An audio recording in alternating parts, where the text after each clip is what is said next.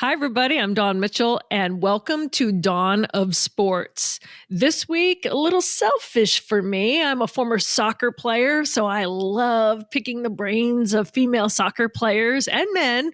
But we have the great sporting director and head coach of Minnesota Aurora, Nicole Lukic. You all know what a phenomenal 2 seasons this team has had, but also how they've changed the environment of sports here in Minnesota in such a short amount of time. So I'm really looking forward to introducing her to you.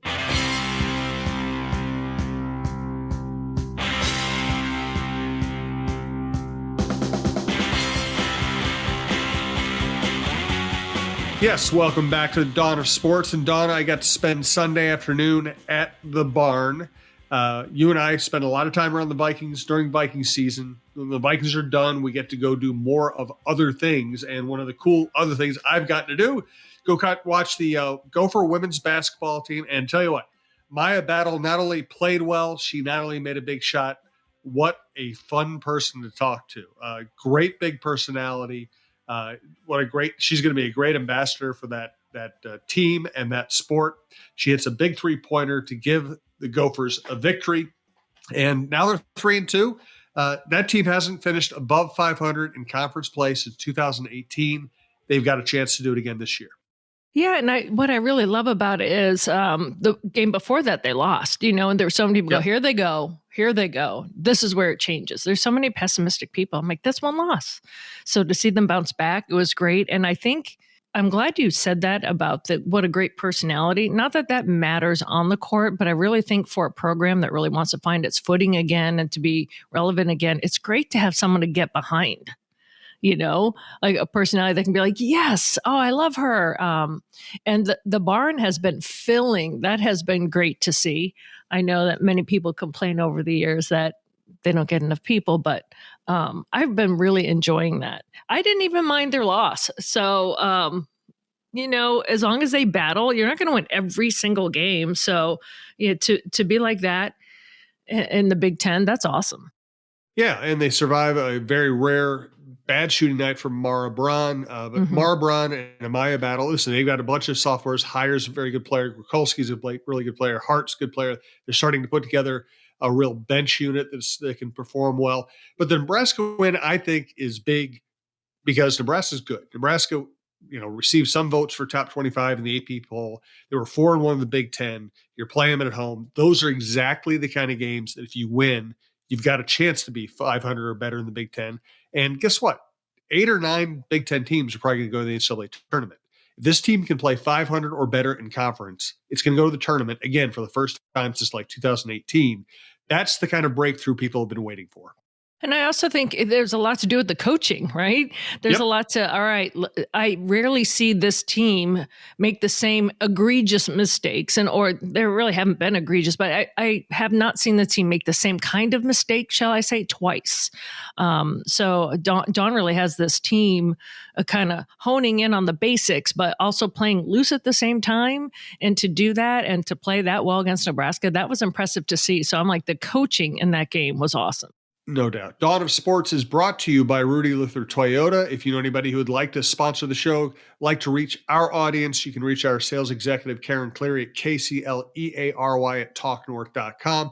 Best way to listen to this show or any show you like at the network, subscribe to your favorite podcast app. It's free. It's easy. You know the deal. We got a couple of Viking shows. We have a great baseball show, great hockey show, great basketball show with John Krasinski that's doing great this time of year. And let's get on to the Timberwolves now. Timberwolves win one of the most impressive victories of the year on Sunday against the Clippers. The Clippers had about the best record in the NBA since the beginning of December. They're completely healthy. They've been playing great. And the Wolves, frankly, for 3.5 quarters, took them apart. Now, the Clippers made a nice run late, made it close, but the Wolves really dominated that game. You took the words right out of my mouth. They did not fall to a late Clippers run. And we have seen that in the past. So yes, you kind of took it right out of my brain and said it, Jim, because of course, after you lose to the Celtics, right, in overtime, and then the Trailblazers come in. You needed that after that, right? The Trailblazers, thank you very much for a nice feel-good win. But then when the Clippers came in, that's where the rubber meets the road, and they didn't collapse. They still were having fun. They had great runs. They survived the Clippers run, and that's not that I didn't think that beforehand, but I'm like, that's what I want to see in a team. Like, there's been a lot of blowouts, and there's been a lot of close losses, but I wanted to see them in the nitty gritty, what they do. And it was impressive. Yeah, great victory. They're still atop the Western Conference. They've got a nice array of very impressive victories. And I actually think they're getting better at this point. The defense on Sunday was excellent. I think their offense is coming around. I think if there's anything to pick on about this team is that they aren't as deep as we thought they might be at this point. Shake Milton has not panned out. Troy Brown Jr. is in and out. They really went with an 8-man rotation on Sunday, but the 8 players they have playing the most minutes have been fantastic. Yeah, and I love all right, so it may not be a super deep bench, but the guys that come off the bench are awesome. They're just so much fun to watch. So it's not like, okay, here's your starting group, and then some other guys come in and it falls off. It's like, once you get Naz Reid in there, it doesn't matter. But I love the fact that Cat, and I know that you've been on the Cat bandwagon especially hard this year, and I'm joining you on there because I really like how he has been. He does not have to be the star of every single game, but he's always there. If he's not the leading scorer, he's like 2 points behind. But his defense and how he's just connecting with the other teammates this year, I've been enjoying that. I'm like, the resurgence of Cat, not that he ever went down, but it's kind of like, yes, he just kind of like lifts everyone up. And what can you say about Ant? I can watch that guy just shoot free throws in practice. He just is so good. He just smiles and makes it all look so easy, right? So easy. And as you said, Cat is playing the best defense he's ever played. He's always been a very good offensive player, but his defense is by far the best he's ever played defense. And that's one of the keys to them having a great team defense. And the team defense is spectacular. I mean, it's hard to slow down the Clippers, and they really shut them down for about 3.5 quarters. Yeah, that was so good to see. I did see that. This whole weekend, I didn't know what game to watch at what point. My first Sunday off, I was like a kid in a candy store. I'm like, okay, let me swap over here. Let me swap over here. Let me watch this game. Let me watch football. It was so good. But when I got back to the Timberwolves, every single time I'm like, look, the Clippers they shut them down. It was so good to see. Our guest today is going to be Minnesota Aurora coach Nicole Lukic, somebody I have really enjoyed talking to a lot since the team was founded. Of course, we're friends with Andre Yak, who did such great work helping get this thing started, and has handed off a lot of the managerial duties for the organization to other people. Of course, Nicole has become an even bigger part of the organization. They've expanded the organization. Really impressive coach and personality. Dawn's conversation with her will be here soon. Right now, we do want to thank Rudy Luther Toyota for sponsoring this show, for sponsoring a variety of shows across this network, and for being such great sponsors of women's sports. Ready for a women-forward car dealership? Rudy Luther Toyota empowers their many women on staff in sales, management, and service. Whether you are looking for a new Toyota or pre-owned vehicle, Rudy Luther Toyota has something for everyone. Every vehicle comes with a Luther Advantage. 10 cents off fuel and car wash discounts at holiday stations, Luther Advantage warranty, and 5-day return policy on pre-owned vehicles. Located just 5 minutes west of downtown Minneapolis, off 394 and General Mills Boulevard. And they're also hiring. Want to join the team but don't know where to start? Visit rudyluthertoyota.com today. So what did you watch on Sunday, Dawn? Oh my gosh. You know what? I had my first Monday off, so I'm enjoying the Monday. But yesterday I watched all the football, and I don't know, some people on Twitter either hated me for it or loved me for it, but I loved the fact that the Lions won. Yes. I loved it. Some people are like, they're a dirty team, or to see the emotions of the fans in the stands and just, can we all feel for Jared Goff in a way, right? And then to play the Rams, like just everything that went into that game, I enjoyed every single minute of it. Dan Campbell just, he's just as gritty as the city, right? And I enjoy it. And I love the part on the telecast where they said his wife said when he bakes brownies, he's such a perfectionist that if they come out wrong or not up to his liking, he throws it all away and starts over. And I'm like, oh my God, that just made me like him even more. So, and then I don't know if you saw at the end, this morning, I saw it on social media where, they hand out all the game balls, in the locker room, like every team does. But how he said, Jared Goff, we want you. Detroit wants you. I love a good underdog story. I don't know. I do. And it was fantastic. I mean, I started covering the NFL in 1989, and Barry Sanders in his prime, and I got to see the Lions be a competitive team. They won a playoff game in 1991, and then nothing. First playoff victory since 91. A lot of my extended family lived in or around Detroit, and between family trips and baseball and football trips, I've spent a lot of time in Detroit.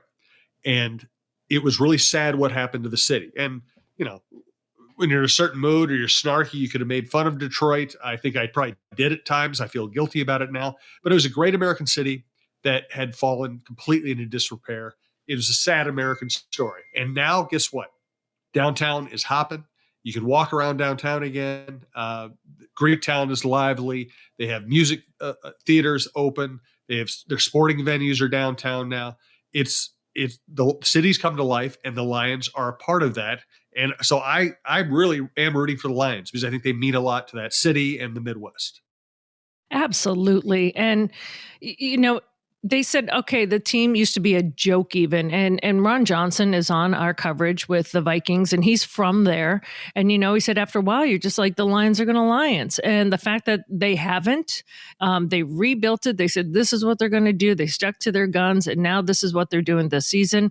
I just love seeing a resurgence, a phoenix rising from the ashes, literally. It's great to see. And I enjoyed watching the Dallas and Green Bay game as well.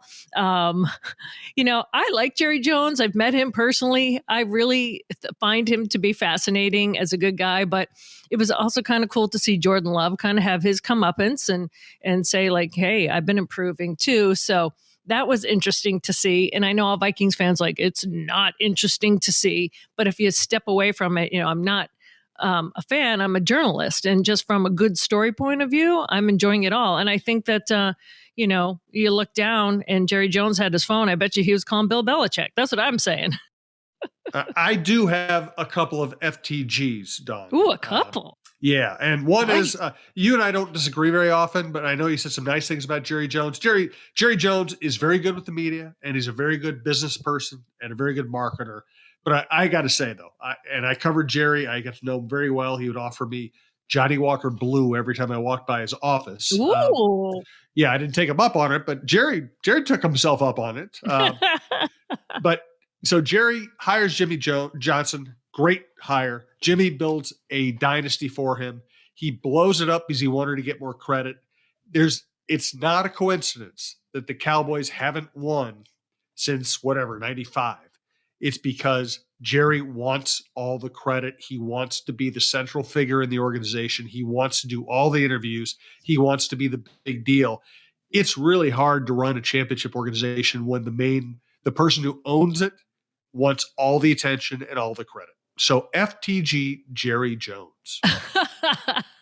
Now, I've not had to deal with him professionally. I was at the game, obviously, to cover it professionally, but it was pregame, and he just came over to me. I had a friend of mine. She lived in Dallas at the time, so she was there pregame with me. And, maybe he just wanted to chat with two young women. I don't know, but he just popped up out of nowhere and started chatting us up. Knowing Jerry that he had some ulterior motives, and he probably was going to invite you someplace. He was very kind, very professional, very classy. We had great conversations, laughed, blah, blah, blah. And then he popped back to wherever he popped out of. So it was just in the bowels of, the old Cowboys Stadium. And so I was like, wow, he's very personable. He's very kind. He's very nice. So I don't have any wherewithal in terms of having to cover and what he had to do. And I know that he just buried the hatchet though, right? With Jerry Johnson. Fine. Yeah, Oh, yeah. It only took him yeah. 28 years. Yeah, because he announced that he was going finally into their Ring of Honor. Yeah, it took him a long time to get around to actually inducting the guy who won him 3 Super Bowls. It's again, Jerry is entertaining. I don't trust the guy at all. That's funny. What was I going to say about Jerry Jones? Something else will come up. Doesn't he have a daughter that still works with the team? Yeah, and I knew his daughter. She's daughter's fantastic. She's really impressive. Charlotte. Yes. Yes. His daughter's a dynamo. She's very impressive. And listen, they're good at business. Okay, they have turned the Cowboys into one of the great businesses in the world.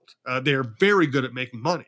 But if Jerry could ever just control his ego enough just to let other people do the work and get the credit, then they'd probably have more than 0 Super Bowls since 1995.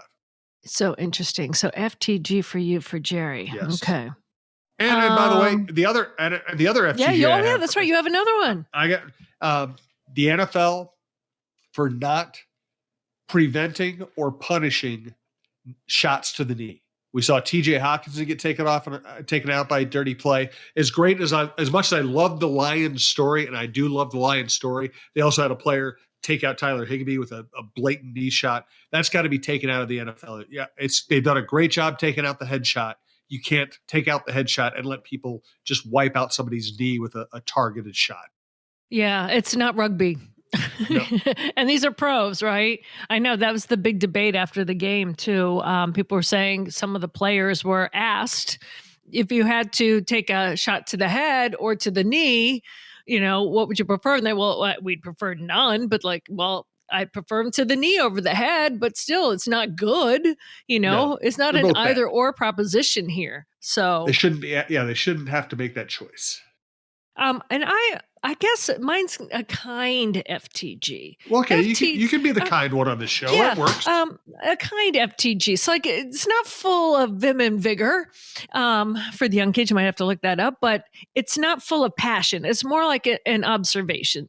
So for the people that were mad at Taylor Swift for swaying with the crowd and kind of getting into it on the Frosty game, just FTG. It's enjoyable. It's fun. We know they're dating now. It's not for show, or if it is for show, blah, blah, blah. She's having a good time and she was having a good time. It was enjoyable. It was a good cutaway, as we call it in the business. I enjoyed that.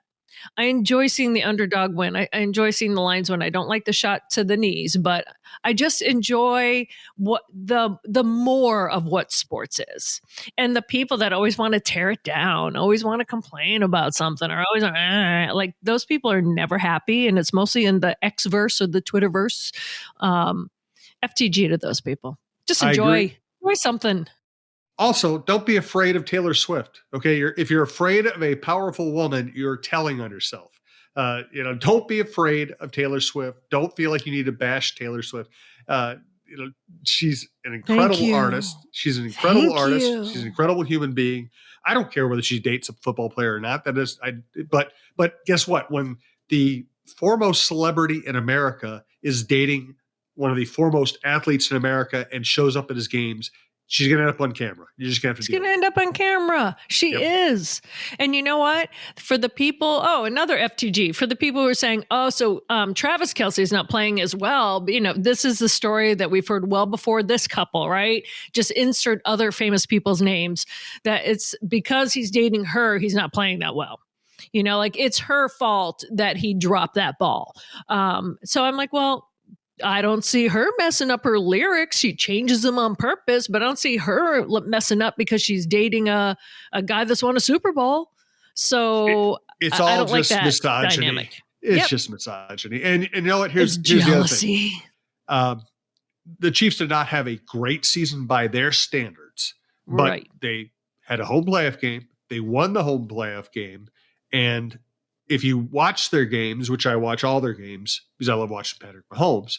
I do too. Mm-hmm. If Kadarius Toney had played like a professional football player this year, yes, they would have won 13 or 14 games. They would have the 1 seed. That was the variable in their season, not Taylor Swift or Travis Kelce. Right. Travis Kelce dropped a few passes this year. He still had a great season. Yes. Kadarius Toney and the fact that the wide receivers didn't develop is the reason they didn't win their usual 13 games. Yeah.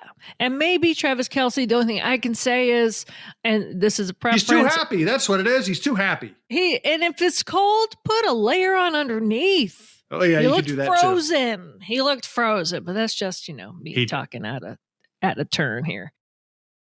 All right, so that's good all stuff. I got. That's good stuff, and we want to spend some time now with Nicole Lukic. She's a great human being, great soccer coach. Good for Dawn for getting her on another in a long, continuing series of great conversations with great women. Well, the guest we have on today, Jim, I'm so excited about. We talk about Minnesota Aurora all the time, but today we have their sporting director and head coach of Minnesota Aurora, Nicole Lukic, joining us. Nicole, we all know that this team has just kind of been embraced by Minnesota and has just boomed, but you can't say Minnesota Aurora without your name in it either. This has to be a great ride for you. Oh, it's been fantastic, and I feel so fortunate to be in a market with our amazing fans and our amazing media groups, because everybody has really helped Aurora come to be what it is. And yeah, just really excited, working on season 3 right now, and I'm counting down the days. And I want to say congratulations, because in September, you have this new expanded role to sporting director in addition to head coach. And that is a huge deal. Congratulations. How do you feel when they finally said, we're finally doing this for you? It felt great. I have been working full-time in the youth soccer space the last 2 years while building Minnesota Aurora.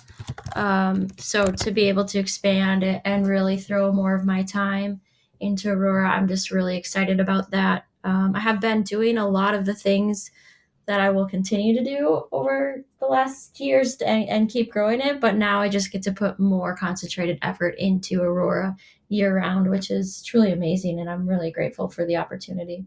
What has been the biggest positive for you in that regards? I mean, it's hard to wear a lot of hats when you're like, okay, now I'm in my Aurora space and now I'm in my other space, right? Yeah, absolutely. You wear a lot of hats for sure in soccer, I think, no matter what you're doing. But for me to really be a part of a club and organization that is women-led, women-focused, has been truly special for me. I have had a lot of amazing men in my sports life that have been mentors to me, but I've really never had the opportunity to work with so many women and like-minded, driven women in sports. So it's been really cool and just a refreshing experience for me. Oh, you pushed the right button for this podcast. That's what we talk about a lot. I wanted to do a podcast that is about strong women, but not at the exclusion of men, because I have had amazing men mentors, also friends, and they're fantastic. And I did not want to do a podcast, and that's why I love that I'm with Jim on this, because there's tons of men out there that you learn from, and they help you and support you. And then it is a different dynamic to work with all women.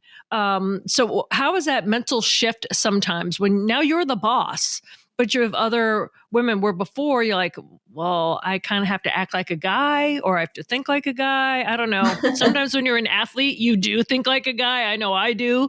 Or I've been told I have. I mean, I'm a woman. I don't know. But it's kind of been an interesting experience, I'm assuming, for you, right? Yeah, it's a interesting dynamic for sure. Again, super fortunate to have amazing men in my life, but the last 2 seasons at Minnesota Aurora, I had an all-female coaching staff, which I've never even spent time in a soccer capacity working with one other woman full-time on the field. So that was really cool to have Jen, and Cassie just be a part of our foundation and what we're doing at Minnesota Aurora. They all contributed to our environment and what we're able to offer our players on a daily basis tremendously. I've been in a lot of leadership roles in soccer, so I don't know. It's definitely an interesting thing to navigate when you sit back and think about it, like just the dynamics of working with men versus women. But I I don't know that I have a preference or like it's not like one or the other. It's definitely just like finding the right people who support you every day. Amen. Right. So it's been cool to say the least. It's just been different. Yeah, I let my brother is a coach, and he said, and I have a lot of guy friends that have coached women, and even I'm talking about on the national level, and they would say the interesting thing about women is you don't have to tell them twice, right? They'll get it, but you also hear everything about their life. You hear everything. You know who they're dating. You know their parents' names. You know like what outfits. He said you have to be ready to be all in. And I think on a management level, that's kind of how it is too, right? Women, we just bring everything to the table. Jim and Brandon on this podcast, they hear a lot from me. We just Yes, open we up do. our lives, right? Jim's like, yes, we do. We just kind of engulf people. That's right, we do. But we can't do it without the man. And Jim, you've been absolutely fantastic at covering Minnesota Aurora. So I want to give you a shout out and we really appreciate everything you do for the team as well. Well, it's been a blast. It's a great story. I mean, I feel like I'm only doing my job if I cover a really good Minnesota story, and Minnesota Aurora has been a great Minnesota story. Let me ask you a question though. Is there any level of surprise in your mind when you see what's happened? Did you think Aurora could go this far this fast? I'm a dreamer, Jim, so I always dream pretty big. I always want to, push to be the best we can and push boundaries. So as soon as I met Andrea, Wes, Andrea, and the founders and the board that were putting it together, I think they made it really easy for me to dream big. And the first trip I took to TCO Stadium, and some people were talking about hopefully we can sell out one side of this place. Maybe we'll put the fans on this side and we'll close off the other stadium. I'm just standing there like, why can't we fill it? So it's one thing to think it and dream it and then put all the work in. Our group has just been amazing at working together to make this thing go. And then obviously the big push from the community owners and the community to support us has been incredible. But yeah, I like to dream big. Of course, I like to dream about championships too, which is winning one is something we still want to do. So as I'm building my roster and working on things for the 2024 season, I'm still dreaming about that. I know the first taste I got of what you were going to be like as a coach was that first opening game. And what I loved, it would have been so easy to be like, wow, this is feeling good. It's a packed house. You know where I'm going with this. Packed house, everything's great. And you tied and you were ticked off. You were not. And I was like, woo, she's hot. And I loved that. Yeah, it was just it was so close to the perfect opening night. It was 1-0 most of the game, but then to give up a goal, I think it was in the last minute and a half of that game was just got ripped out right from underneath us. And there were so many positives from that night, but I am super competitive and really believe that when you've got a win, you're up in a game, you should make it as hard as you can to never give that up. And I thought we gave it up way too easily in the last minute and a half just from being unfocused. Well, let's clarify. There's no such thing as way too competitive. And I loved seeing that fire. I said, woo, she is setting the tone. That's how I took it. I was like, yes. So don't back off on that. I loved it from the jump. You were welcome. I was like, yes, because that's what I would have been.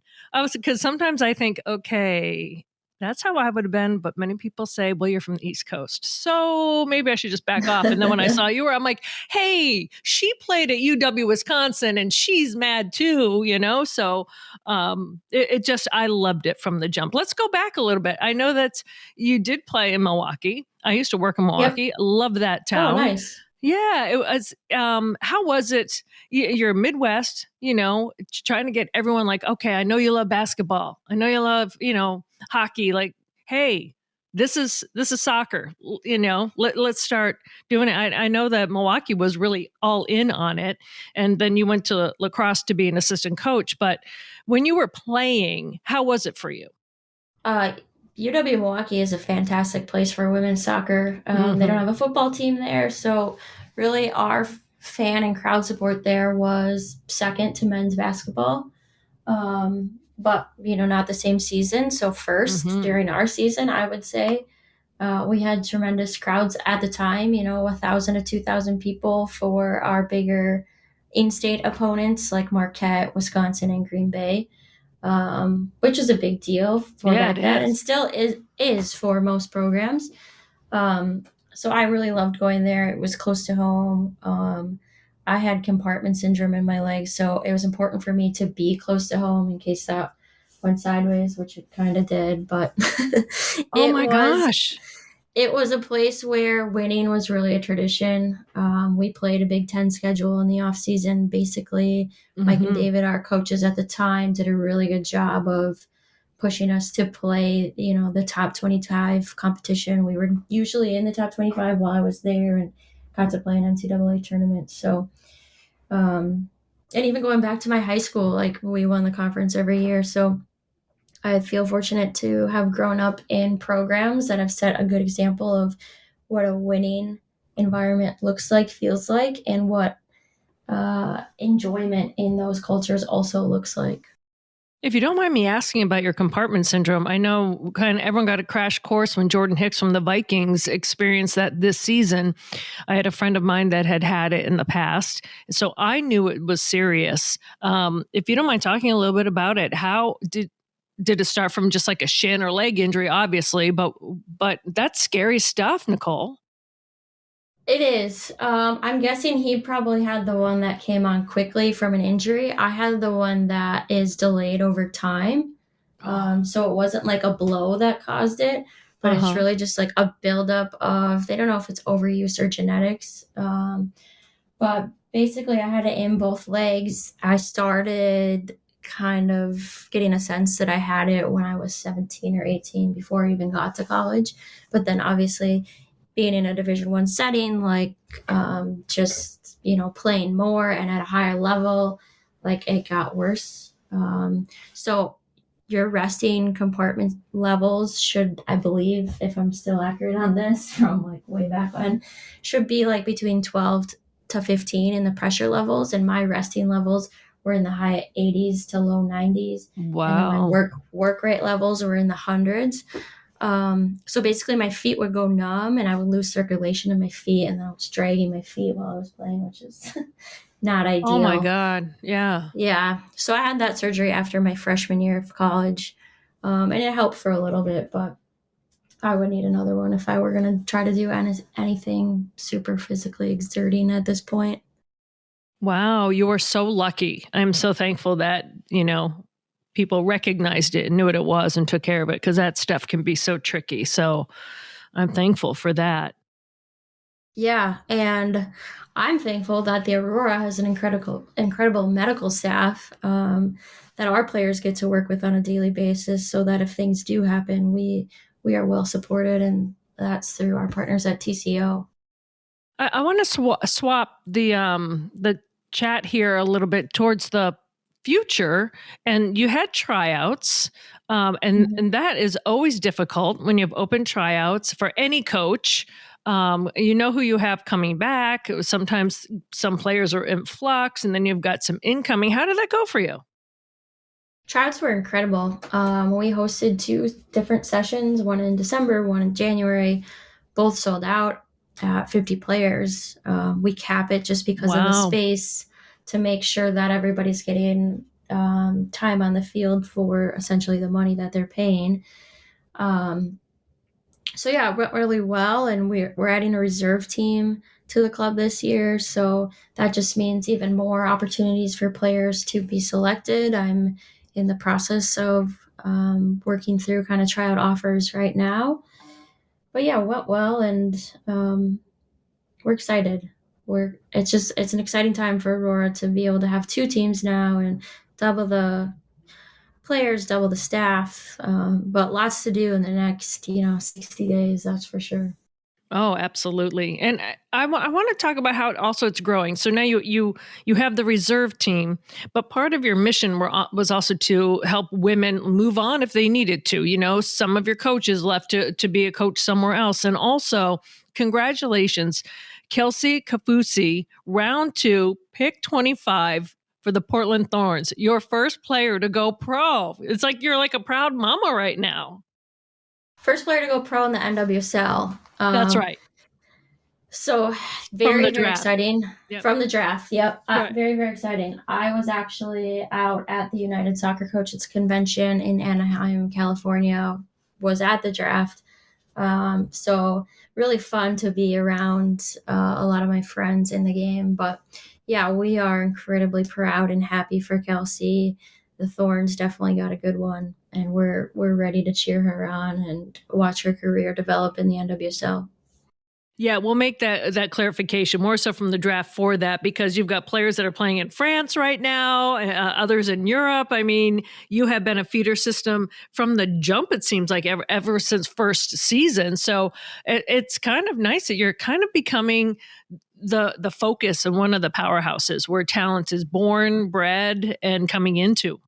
Yeah, I'm really pleased with how 2023 went. I know we didn't win a championship, but more importantly, we've been able to send now 6 players to the professionals from that roster, including our entire starting defensive line.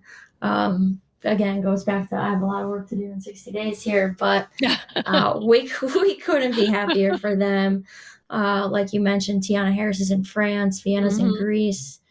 Mackenzie and Abby are in Serbia, and Ari's in Malta. So players all over the world at the next level. And that was one of our original goals when we built Aurora, was to really help women get to the next step. Well, you're 23-0-1. I know that you've mentioned now twice you have not won a championship, but you guys are on the track to do so. I know you're very, very competitive. So when you look back, and I know that that brass ring is still there, but are you at least do take a moment in the off season to appreciate the hard work and what you have done and what this team has done so far? I do. I definitely do. When you lose 2 games, like those games just play in a cycle and a loop in your head. But then you go out and you do things in the community where you're reminded usually by others, for me, of all the great things that you have done. And I feel that. And I feel it most, honestly, when I'm talking to our players in our postseason meetings, and just how grateful they are for the season and the opportunities and the things that the Aurora community provides them that most other places are not providing their players. So I feel a lot of it through that, and even like social media, and just like being able to see how much people truly enjoy the game day experience at Aurora. Yeah, I feel it for sure, but I'm my toughest critic. That's no doubt. You are. But I want to give kudos to you, also CEO Jessica Poole, all the other women that you're working with. And we spoke earlier about the support of men. I would be remiss if I didn't mention Stephen, the bus driver. I love Stephen Barry. And he's just another fantastic story. If people listening don't know the backstory, he is the bus driver. He is the grandfather. He shows up to every game. He is now sometimes on the field for practices and the bench for games. The girls just love him. He loves them back. That has just been another, shall I say, like branch offshoot that has come from this beautiful team. Yeah, we all love Steven.